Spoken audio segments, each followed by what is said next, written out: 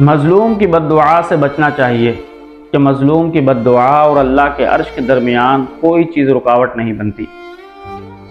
اللہ رب الجلال مظلوم کی بد دعا کو فوراً قبول کرتا ہے، اور کبھی کبھار ایک بد دعا ہی ایسا اثر دکھاتی ہے کہ وہ انسان کے ایمان کو بھی تباہ کر دیتی ہے اور اس کے آخرت کو بھی تباہ و برباد کر دیتی ہے۔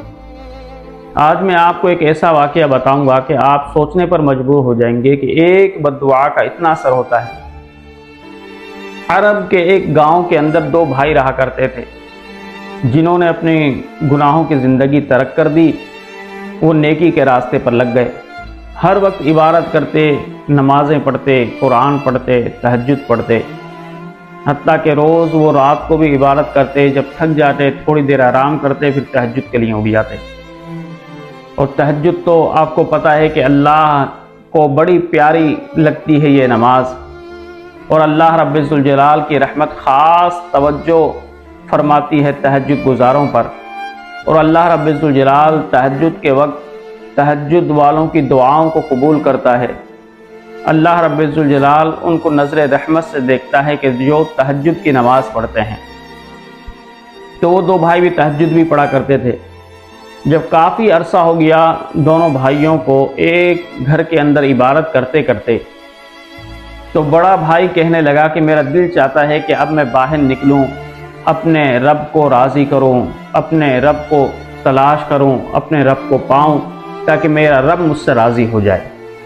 کیونکہ بہت سے اولیاء کرام ہیں کہ جنہوں نے اپنے گھر کو چھوڑا، اپنے شہر کو چھوڑا، اپنے وطن کو چھوڑا، اور ترک وطن کر کے وہ نکل گئے جنگلوں میں، بیابانوں میں، اللہ کو منانے کے لیے، اللہ کو راضی کرنے کے لیے۔ جیسے ابراہیم بن ادم کا واقعہ ہے کہ ابراہیم بن ادم سو رہے تھے محل کے اندر اپنے، تو رات ہوئی تو کیا دیکھا کہ چھت پر سے بھاگنے کی آواز آ رہی ہے۔ ابراہیم بن ادم اٹھے اور کھڑکی میں سے آواز لگائی جھانک کر، کون ہے کہ جو چھت پر بھاگ رہا ہے گستاخ؟ تو اوپر سے آواز آئی کہ میں اپنے اونٹ کو تلاش کر رہا ہوں۔ تو ابراہیم بن ادم نے کہا، بے وقوف، چھت پر بھی کوئی اونٹ ملتا ہے؟ تو اوپر سے آواز آئی ہے، ابراہیم بن ادم، جس طریقے سے چھت پر میرا اونٹ نہیں مل سکتا، ایسے ہی تمہیں بھی محل میں اور بادشاہت میں اللہ نہیں مل سکتا۔ جب ابراہیم بن ادم نے یہ سنا تو سمجھ گئے کہ یہ کوئی اللہ کی غیبی آواز ہے کہ جو میری مدد کے لیے بھیجی گئی ہے۔ فوراً آپ نے بادشاہت کو ترک کیا، محل کو چھوڑا، جنگلوں بیابان کے اندر نکل گئے اور اللہ اللہ کرتے رہے، اور اپنے وقت کے بہت بڑے ولی بنے۔ تو وہ بھائی بھی اپنے چھوٹے بھائی سے کہنے لگا، اب میرا دل بھی چاہ رہا ہے کہ میں اس گھر سے رخصت ہو جاؤں اور اللہ کو مناؤں اور اللہ کو راضی کروں، اللہ کا ذکر و اذکار کرتے ہوئے اپنی زندگی کو فنا کر دوں۔ وہ بڑا بھائی اس ارادے سے گھر سے نکل پڑا۔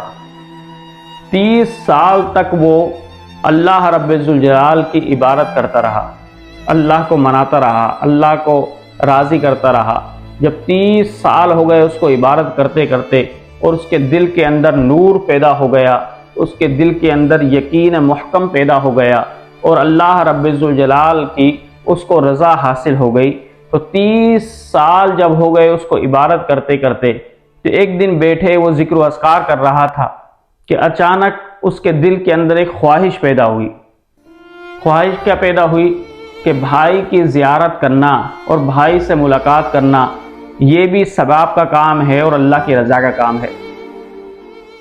تو اسی وقت بیٹھے بیٹھے وہ اللہ کی بارگاہ میں دعا کرنے لگا، یا اللہ، 30 سال تک میں تجھے راضی کرتا رہا، تجھے مناتا رہا، تیرے احکامات پر عمل کرتا رہا، تو اے میرے رب، اب بھائی کی زیارت کرنا اور بھائی سے ملاقات کرنا یہ بھی ثواب کا کام ہے، یہ بھی تیری رضا کا کام ہے۔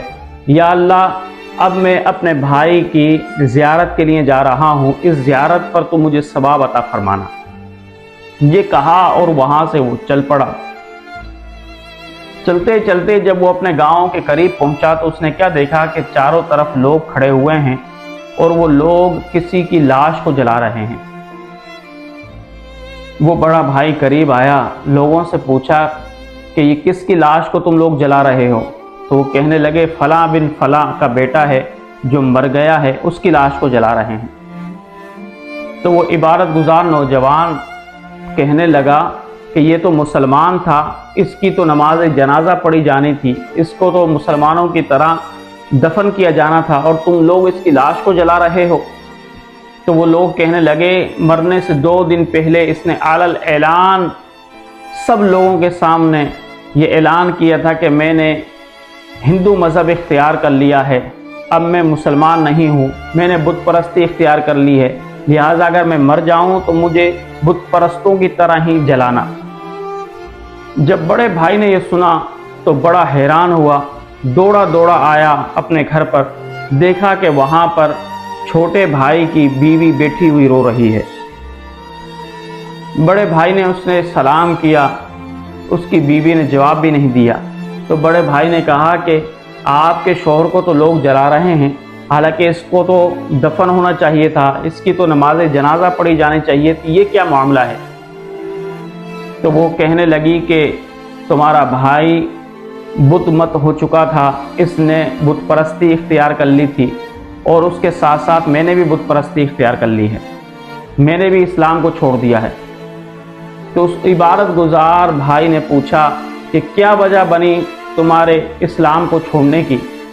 تو وہ بھابھی کہنے لگی کہ بات یہ ہے کہ ہم عبادت تو کرتے رہے، لیکن ہمارے اوپر ایسے فاقے آئے کہ ہم 3 دن تک فاقوں میں مبتلا رہے، بچے بلکتے رہے۔ کہ تمہارے بھائی نے جب بچوں کو دیکھا تو اس سے رہا نہیں گیا، وہ کندال لے کر گیا اور مزدوری پر لگ گیا۔ اس لیے حضور علیہ الصلوۃ والسلام نے فرمایا نا کہ کبھی کبھار غربت انسان کو کفر تک پہنچا دیتی ہے، اور قرآن نے یہ بھی کہا کہ غربت کے ساتھ ساتھ بعض مرتبہ انسان اکیلا ہو تو غربت کو برداشت کر لیتا ہے، لیکن اگر اولاد ہو تو اولاد کی آزمائش بھی بہت بڑی آزمائش ہے۔ اس لیے قرآن نے کہا انما اموالکم واولادکم فتنہ، کہ مال بھی فتنہ ہے اور اولاد بھی فتنہ ہے۔ بعض مرتبہ انسان اکیلا ہو تو حرام نہیں کھاتا، لیکن اولاد جب ہو تو اولاد کی وجہ سے انسان حرام کھانے پر مجبور ہو جاتا ہے۔ تو وہ چھوٹا بھائی بھی اولاد کے ہاتھوں مجبور ہوا، ان کی آہوں کو سسکیوں کو وہ برداشت نہ کر سکا اور کندال لے کر باہر نکلا۔ تو ایک جگہ زمین کھود رہا تھا، تو کھودتے کھودتے وہ بھابھی کہنے لگی ایک صندوق ملا، اس صندوق کے اندر ایک مورتی رکھی ہوئی تھی، اور اس مورتی کے نیچے ایک چھوٹی سی پرچی لکھی ہوئی تھی۔ اس پرچی کے اندر یہ لکھا ہوا تھا کہ جو شخص بھی مجھے مانے گا میں اس کو وہ انعام و اکرام دوں گا کہ اس کی پوری زندگی سکون سے گزرے گی۔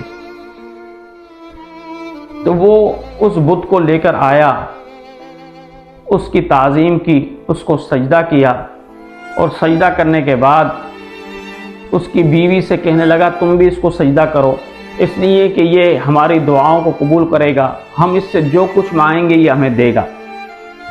تو بیوی نے کہا کہ تمہیں کیسے پتہ لگا کہ یہ تم اس سے جو کچھ مانگو گے یہ تمہیں دے گا؟ کہا کہ اس پرچی پہ لکھا ہوا تھا۔ بیوی نے جب پرچی دیکھی تو واقعی اس پر لکھا ہوا تھا، لیکن دوسری سائیڈ پر اس پرچی کے یہ بھی لکھا ہوا تھا کہ تم نے میری تعظیم کی ہے، میری توقیر کی ہے، اب جاؤ میں تمہیں یہ انعام دیتا ہوں کہ اسی جگہ پر جس جگہ تم نے کھدائی کی، جہاں سے صندوق ملا، تھوڑی اور کھدائی کرو تاکہ وہاں پر ایک اور صندوق ملے گا۔ جب وہ بھائی نے یہ پڑھا تو وہ بھاگا بھاگا گیا اور اس زمین کو کھودنے لگا۔ تو وہاں سے جب زمین کھودی تو واقعی ایک اور صندوق برآمد ہوا۔ تو اس کی خوشی کی انتہا نہیں رہی، اور اس نے جیسے ہی صندوق نکالا تو وہ یہ سمجھتا تھا کہ اس کے اندر سونا ہوگا، ہیرے ہوں گے، جواہرات ہوں گے۔ تو اس نے جیسے ہی صندوق نکالا تو علل اعلان لوگوں سے کہنے لگا کہ اے لوگو، اب میں نے اسلام کو ترک کر دیا ہے، میں نے ہندو مت قبول کر لیا ہے، بت پرستی میں نے قبول کر لی ہے، میں اسلام سے بیزار ہو چکا ہوں۔ اب اگر میں مر جاؤں تو میری لاش کو ایسا ہی کرنا کہ جیسے مشرکین کرتے ہیں۔ یہ اعلان کیا، اور پھر وہ اتنا خوش ہوا کہ اس کی خوشی کی انتہا نہ رہی، اور اس نے جب صندوق کو کھولا تو ایک دم جب اس نے سونے، چاندی اور ہیرے جواہرات دیکھے تو وہ خوشی برداشت نہ کر سکا، اسی وقت اس کو اسی جگہ پر دل کا اٹیک ہوا اور وہ دل کو پکڑتے ہی وہاں پر ہی زمین پر گرا اور اس کی روح نکل گئی۔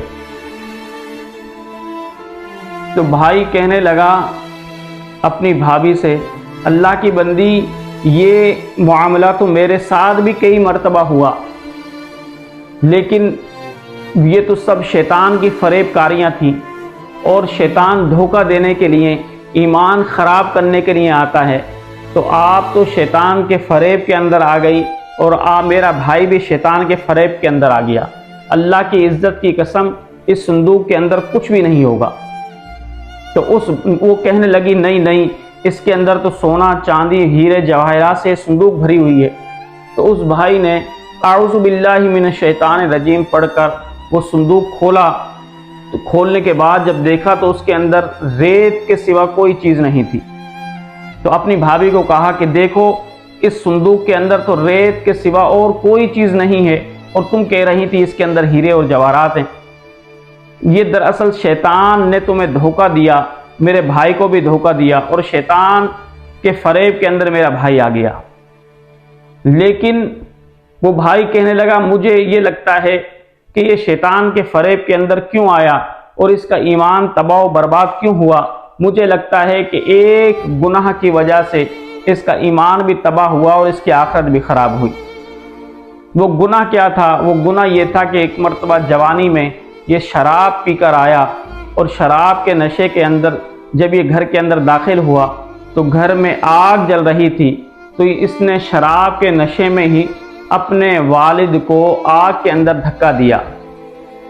تو میرا والد جب کچھ جلا تو والد نے بد دعا دی کہ جس طریقے سے تو نے مجھے جلایا ہے، اللہ رب ذوالجلال بھی تجھے جلائے۔ تو یہ والد کی بد دعا کا اثر ہے کہ اللہ نے والد کی بد دعا کو قبول کیا، اللہ نے والد کی بد دعا کو منظور کیا، اور پھر ایک وقت آیا کہ اس بد دعا نے اثر دکھایا کہ اس کا ایمان بھی اس کے ہاتھ سے گیا اور اس کی آخرت بھی اس کے ہاتھ سے چلی گئی۔ تو اس واقعے سے سبق کیا ملتا ہے؟ اس واقعے سے سبق یہ ملتا ہے کہ بوڑھے ماں باپ کی بد دعا کبھی نہیں لینی چاہیے۔ جو شخص بھی بوڑھے ماں باپ کی بد دعا لے گا، اللہ رب ذوالجلال اس کے ایمان کو بھی ختم کر دے گا اور اس کی آخرت کو بھی تباہ و برباد کر دے گا۔